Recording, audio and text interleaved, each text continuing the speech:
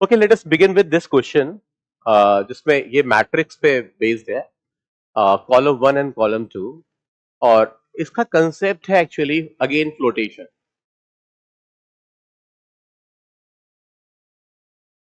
Flotation पे based है।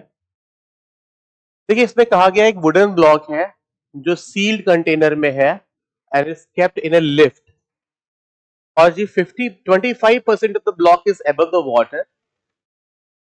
Column 1 में मोशन ऑफ लिफ्ट गिवन है और कॉलम 2 में मोशन से जो इफेक्ट होगा ब्लॉक पे वो दिया हुआ है और हमें एंट्रीज को मैच करना है। देखिए, थोड़ा पहले समझते हैं।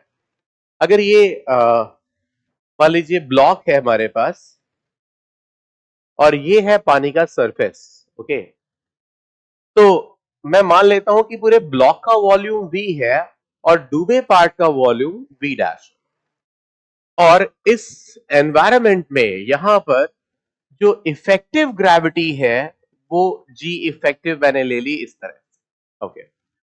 अब अगर इफेक्टिव ग्रेविटी हमने ले ली g इफेक्टिव, अब देखिए इन इक्विलिब्रियम कंडीशंस, फ्लोटेशन की कंडीशन में क्या होगा, वेट बराबर बॉयंसी होगा। वेट कितना होगा, v। Density of block, density of block को मैंने d मान लिया है, लिक्विड की डेंसिटी को रो मान लिया है, तो vdg होगा जी, vdg इफेक्टिव। ये क्या होगा, ये होगा weight of block, effective weight of block, और बॉयंसी होगा जी v डैश रो g इफेक्टिव। तो द पॉइंट इज कि इस इक्वेशन में जो g इफेक्टिव है वो कैंसिल हो जाता है और v डैश बाय v, यानी कि जो सबमर्ज्ड पार्ट का फ्रैक्शन ऑफ वॉल्यूम सबमर्ज्ड है या बॉडी का जो फ्रैक्शन ऑफ वॉल्यूम सबमर्ज्ड है वो density of body upon density of liquid आता है। इसका मतलब कि इफेक्टिव ग्रेविटी कुछ भी हो, जो फ्रैक्शन ऑफ वॉल्यूम समझ है वो केवल डेंसिटी के रेशियो पे ही डिपेंड करेगा, वो इफेक्टिव ग्रेविटी पे डिपेंड नहीं करेगा, क्योंकि वो यहाँ पे कैंसिल हो गया। तो ऐसे में जैसे पहला ऑप्शन है, when the lift is going up और coming down with constant velocity. अगर लिफ्ट अप या डाउन जा रही है विथ कांस्टेंट वेलोसिटी, तो ऐसे में इफेक्टिव ग्रेविटी जी ही होता है और जी तो कैंसिल होना ही है, तो इसका जो फ्रैक्शन ऑफ वॉल्यूम समझ वो वही रहेगा। पहले कितना था, तो पहले लिखा है कि 75% समझ था, तो अभी भी 75% ही समझ रहेगा, 25 बाहर रहेगा। तो हम कह सकते हैं, जैसे पहला ऑप्शन है ग्रेटर देन और लेस देन, गलत हो जाएगा। 25% of block is above water, A में क्यू आएगा जी, क्यू आएगा। और आर में है कि भाई fraction can not be determined, और एस में है कैन बी डिटरमाइंड, तो बिल्कुल इट कैन बी डिटरमाइंड, तो आंसर होगा क्यू एस, ओके।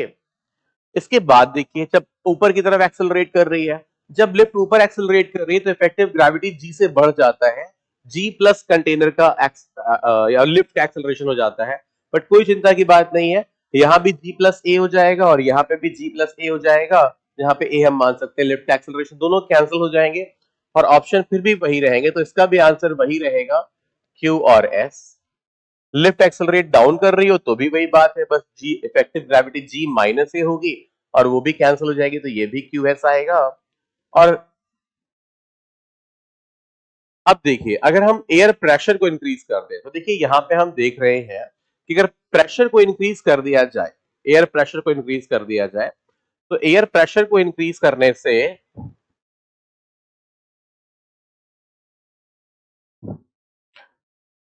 भी कोई फर्क नहीं पड़ेगा, क्योंकि आप देख सकते हैं यहां पे हमने एयर प्रेशर का कोई भी कैलकुलेशन नहीं लिया है।